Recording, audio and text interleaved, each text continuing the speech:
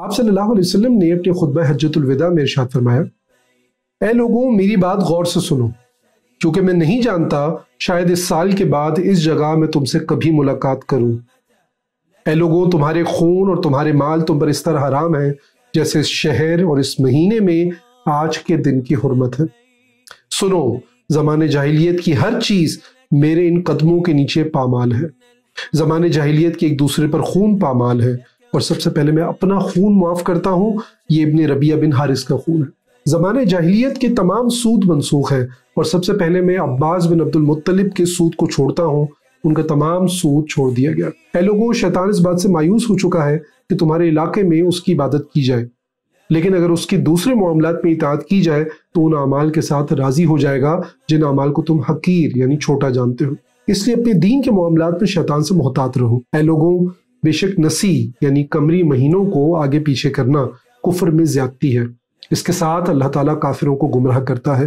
وہ لوگ ایک سال ایک مہینے کو حلال قرار دیتے ہیں اور دوسرے سال اسی ماہ کو حرام قرار دیتے ہیں تاکہ وہ ان مہینوں کی گنتی پوری کریں جنہیں اللہ نے حرام کیا ہے۔ پس اللہ نے جس چیز کو حرام کیا ہوتا ہے وہ اسے حلال کر دیتے ہیں، اور جسے حلال کیا وہ اسے حرام قرار دیتے ہیں۔ زمانہ لوٹ کر اسی حالت پر آ گیا ہے جس دن اللہ تعالیٰ نے آسمانوں اور زمین کو ابتدا میں پیدا فرمایا تھا۔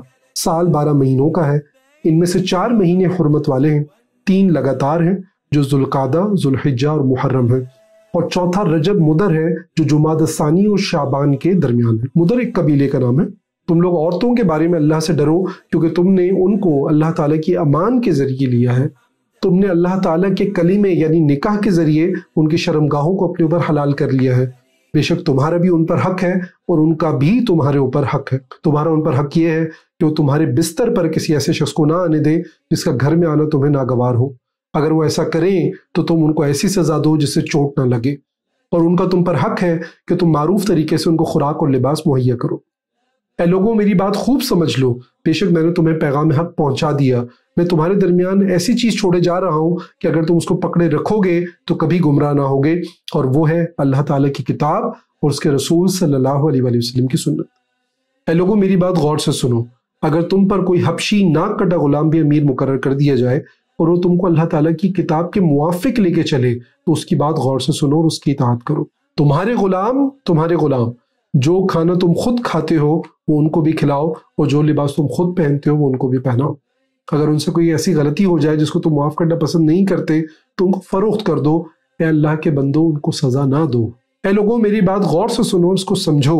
تمہیں یہ چیز معلوم ہونی چاہیے کہ ہر مسلمان دوسرے مسلمان کا بھائی ہے، اور سب مسلمان آپس میں بھائی بھائی ہیں۔ کسی آدمی کے لیے جائز نہیں کہ اپنے بھائی کے مال سے اس کی رضامندی کے بغیر کوئی چیز لے۔ اگر وہ بخوشی کچھ دے دے تو کوئی حرج نہیں۔ لوگوں ایک دوسرے پر ہرگز ظلم نہ کرو۔ ایک روایت کے مطابق آپ صلی اللہ علیہ وسلم نے یہ بھی ارشاد فرمایا کہ کسی عربی کو کسی عجمی پر اور کسی عجمی کو کسی عربی پر کوئی فضیلت حاصل نہیں، کسی کالے کو کسی گورے پر اور کسی گورے کو کسی کالے پر کوئی فضیلت حاصل نہیں سوائے تقویٰ کے۔ پھر آپ صلی اللہ علیہ وسلم نے ارشاد فرمایا، اے اللہ، کیا میں نے پیغام حق پہنچا دیا؟ اے لوگوں، عنقریب تم اپنے رب سے ملو گے، اس سے تم میرے بعد گمراہی کی طرف نہ لوٹ جانا کہ ایک دوسرے کی گردنیں کاٹنے لگو۔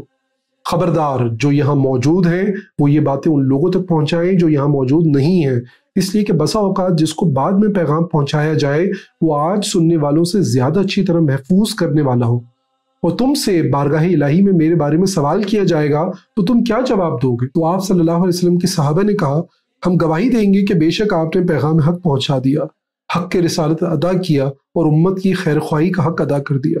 آپ صلی اللہ علیہ وسلم نے اپنی انگشت شہادت کو آسمان کی طرف اٹھایا، پھر لوگوں کی طرف اشارہ کرتے ہوئے فرمایا، اے اللہ تو بھی گواہ رہنا، اے اللہ تو بھی گواہ رہنا، اے اللہ تو بھی گواہ رہنا۔